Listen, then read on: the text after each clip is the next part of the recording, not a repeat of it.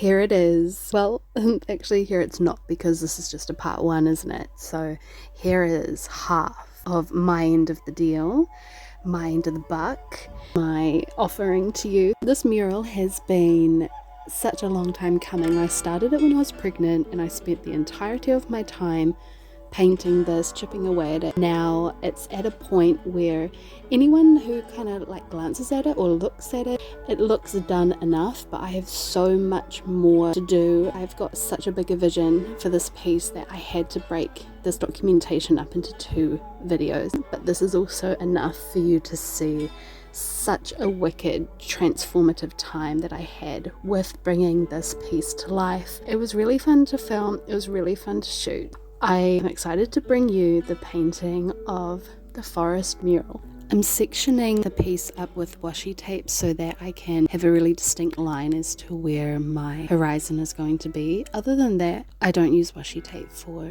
anything else throughout this piece. I thought I was going to or would need it for something else, but I just needed washi tape for that one little part and it came in handy. It was a really good idea to use the washi tape because it made the transitions really seamless from the sky to the land. As you can tell in this shot, the texture of the wall is this really beautiful fabric, which to me truly even felt like a canvas in itself. So this made it really, really easy for me to decide and commit to this idea as a whole. If it would have been wood, I would have had to use primer or even sand it down or do a whole heap of other steps, but with this I felt completely confident to just go straight in, which was really awesome. Why I always choose to use a small brush, I don't know. Well, I guess I do know. I completely love spending my time with each little section. I've done maybe 7 different big mural pieces in my past and I've always used a small brush for all of them, which I think just comes with the territory of my mind that I like to fully use this time as a meditative space. No real ambition to do anything too quick or too fast. I just like soaking into the piece and just being wherever I'm at the moment with the brush and just lightly ticking away that very little blip of the board. Day 3 and now we enter some more colour. We're going to do clouds. And it took 2 days to lay down the blue background, which was super fun and really nice. And now we're going to head into some cloud texture. And I really love this little outfit that I have for painting. It's got this beautiful deep pockets. Now I get to just relax and sink down into the sky.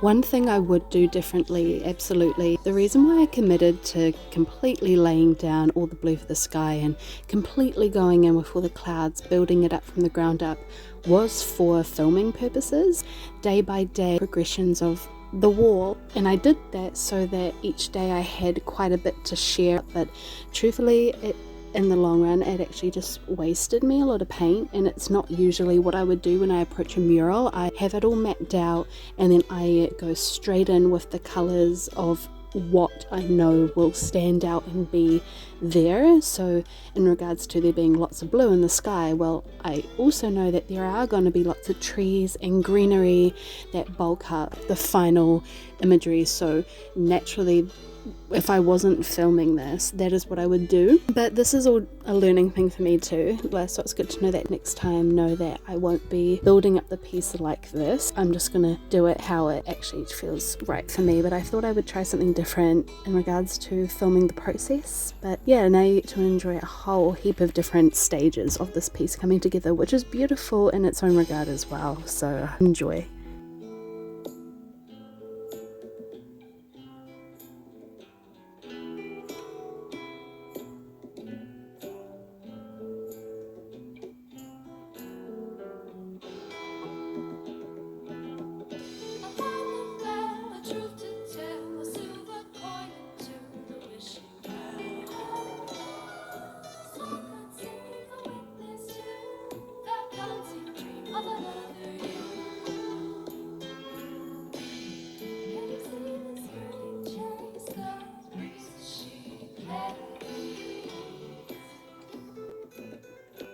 Early placement for the sun was super important to me so that I knew where all of the light fragments were going to come from after this. So placing down the main light source very early on was really important to me and really, really exciting, because the main light source is really what does bring out natural environment paintings in nature, in landscape.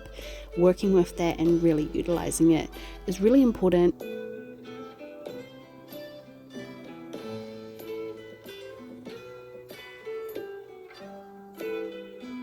Then I was able to lay down some backing hills, pulling off washi tape. My gosh, if you know, you know. It's super satisfying. Now this green, I did a classic balls up of, I mixed a whole bunch of colours together, made this really beautiful green, and then didn't track exactly what measurements I had in mixing. So was I capable of ever laying down this exact same colour again? No, I was not. But we learn as we go, no matter how many years deep we are into painting. I just got so carried away with mixing and was like, this is such an amazing colour in relation to those peachy pink hills. I had to lay it down, but yeah, I wasn't capable of ever remaking it properly again. But such is life. I'm just happy that I got that colour in there and it's down and it's part of it. It was so exciting to get the trees. This is a massive moment in the mural, because now we're rocking and rolling. Like now we're doing something here. How cute is this? This is my daughter caught red-handed, or maybe more black-handed, maybe more brown-handed. Like, this was so cute. I actually avoided painting over it for a few weeks and just focused on other areas, because I just thought it was so cute seeing her little handprint getting involved with the wall. And I mean, this painting is for her to enjoy in her playroom as well, in her bedroom. So it was super cute to walk in and see that on the wall.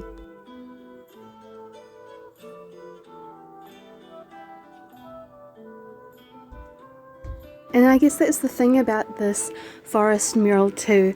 It was so incredibly tempting for me to make it very much my style of forest, which would have been a lot more dark, probably painted more at twilight time, or heck, even just straight up at night. But because this is in my kids' playroom, in their bedroom, and where they spend a lot of their time, didn't want to make it too creepy crawly, even though we're gonna paint some fae amongst this forest, and not all of them are gonna be so smiley. Some will be a bit grumpy or whatever, but I had to keep in mind that this was for my children, because I wanted to make everything very dark. Even the color of the sky, that bright blue, oh my goodness, I wanted to dim that with so much orange and like blood reds, but I held back because it's meant to be as bright as I can allow it to be. Painting trees, and especially tree trunks in the browns that are in trees, is one of my favorite things. I find it super satisfying, and at the beginning of doing these trees, I found that what I did was I made them super up and down, and it wasn't until later on in the mural painting process that I realized I could be so much more rough and ragged with it. They don't need to be so straight and upright. I can make these trees wonky, give them lots of outpourings, give them leans and wonks, and it's all gonna be it, because again, when you're painting nature, you can get away with so much, because everything in nature is a bit wonky and a bit unusual looking, which is the best thing. I put up a question on my Instagram stories as to whether I should keep this path here like a walking track or turn it into a river.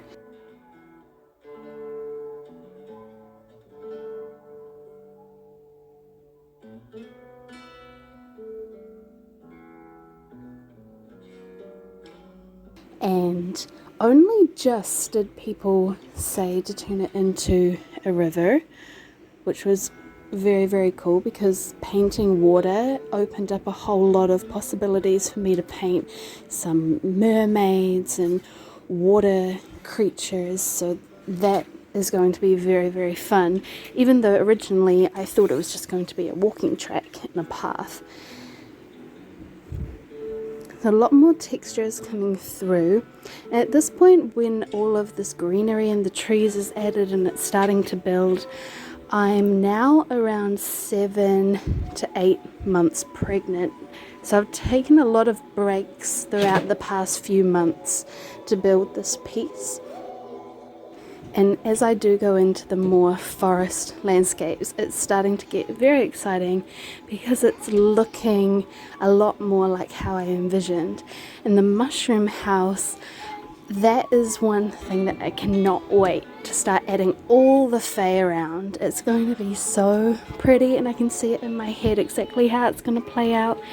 And I love the colours around the mushroom house. That is one of my favourite little colour clusters in this entire mural. I find them so soft and sweet.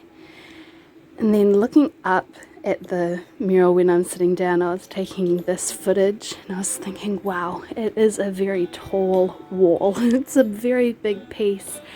It's probably one of the biggest things I've ever done, even with the mural art that I do out for corporate and at festivals. This is probably the biggest piece I've ever done. The one other thing that I had a little bit of an issue with the mural was I would run out of certain colours and paint, so I had to make do with what I had and really stretch out certain greens and especially brown. Oh my goodness. You're actually going to see that incredibly apparent when I put in another tree and I just had to use black paint, which for a moment I was kind of thinking, that's kind of cool, maybe I'll just have this gothic tree just chilling in the background, which, you know, had its perks, but eventually you'll see I just put this in for the time being until I could get more. Actually, did I even get more? I think what I did was I just pulled apart all my paints and tried to whip together as much red and green, or like all the prime colours, red, blue, yellow, as I could, and just mix to filth all these different shades, try and get as much brown as possible. Because yeah, this piece required so much brown paint. And this tree over here is so cute. It's a little tree stump and it's a little fairy hangout or something. I love that it looks super mossy. And then I was starting on the water mermaids as well, which is very exciting. It's such a fun element. And then also I was like, okay, go bold or nothing. So I very impulsively decided to throw a swing up in here. And on the swing, I put this beautiful little pixie fae woman. And she's just swinging across her land. She looks very in charge of the place. And though I'm only part way through finishing this, and this is only part one of this wall mural journey, I'm tossing up between actually swapping her out and painting like a Victorian arid, or Edwardian maybe more arid child, because that would be really cute, just having this little kid swinging on the swing. Or I can just amplify this fae woman, just give me very feminine fae. So I could flesh her out more, or completely repaint her as a Victorian child. But I guess we'll just have to wait and see if I do that, or if I decide to do that, or if everything else sort of pulls together and all the other fae that get added adds such a utopian mystical element that maybe I want to keep her. And if I do keep her, I'll definitely add like harshly pointed shoulders and big wings and little pixie boots, and maybe morph her body a bit more so she looks a little less human and a little more I don't know, bizarre because I love anything bizarre, especially creature like. Also, having her in the outline originally, the white made it look very ghost-like, like there was a spirit swinging on the swing, and I kind of enjoyed the look of that. I played with the idea of keeping it completely like that too, so it was like this ghost of Fae mothers was swinging over the land or something. But if anything, I thought, heck no, let me follow through and commit to how I wanted it to look. And if for some reason I so strongly want to take it back to just looking like a ghost, then I can just paint over it, paint the trees, paint the leaves, paint over it, and then bring back in just that outline element because it did look really cool. So for ages I had it just like this, and then looking up there was that strip along the top that wasn't painted, and I knew before I gave birth that I wanted that part to be done because I was just sick of looking at it. Day 2 I found this beautiful plate. For some reason, even though it's some decorative style plate, I was like, no, I need to slather that in paint, and I need to make it into all the colours that this wall is going to be, and then I can use the plate as like a display piece in itself. Kind of the impulsive decision to have at this plate, but I love what it ended up looking like. And oh my gosh, this blended in colour at the top is a dream. I absolutely love how much I blended it, which I must have zoned out or something and just mixed and blended to filth because everywhere else is a lot more blotchy. So I think I'm going to have to go over the other areas too to keep the consistency because I love that colour mix. And here is this big black tree, all of this brown that I have mixed up, and it was going to get blended out. It's not going to look like that because that looks crazy. It was just trying to give myself an idea of where I wanted to put the lights and the darks. But this, oh my goodness, blending these colours was so good on my brain. Like, it was just therapy, absolute therapy to mix all these earthy tones. It was just, mwah, it was delicious. Now here we are tackling the big goth boy who's kind of lightened up a little bit. He's feeling a little out of his shell now. He's stepping out into some sun. Even though the sun is setting, you know, we're embracing that it's not a morbid dark forest. Maybe one day I'll get to paint a massive morbid dark forest. Oh, and the day comes where I actually have my own house.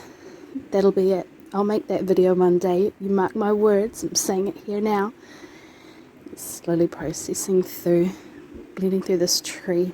Far out in the other tree next to it too, putting that green moss into that was, oh, I was so pleased with how it turned out because, oh my goodness, moss is one of my favourite things ever. Absolutely ever. Moss is the best thing that nature could have gifted to all of us, as well as like the medicinal things that it gives. But that's all for now. Bless y'all for watching. Part 1 of painting a forest mural is a wrap.